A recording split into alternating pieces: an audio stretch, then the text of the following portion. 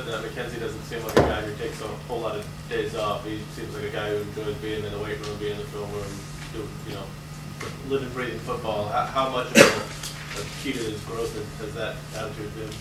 He's as advertised. You just described him well.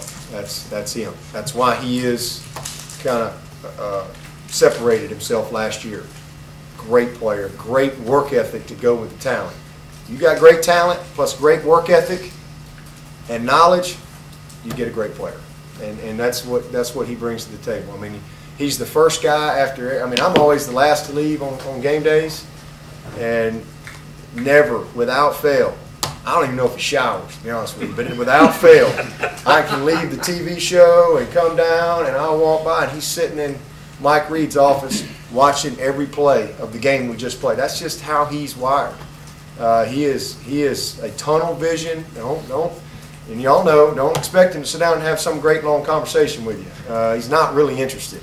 He is a tunnel vision focused kid that wants to be great.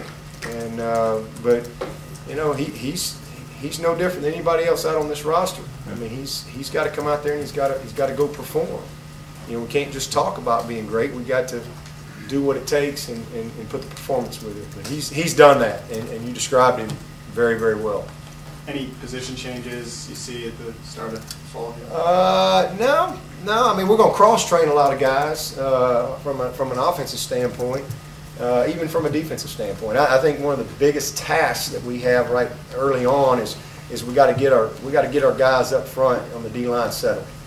You know, who's cross-training? Are there guys we need to move?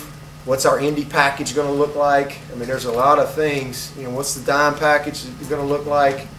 But in particular up front, because we've got some really good bodies, but really getting them in the right spot and making the best use of that, that's going to be what we've got to get settled on here pretty quick. But as far as just position changes, no, you know, Denzel's not really a position change. That's just kind of where he wanted to start.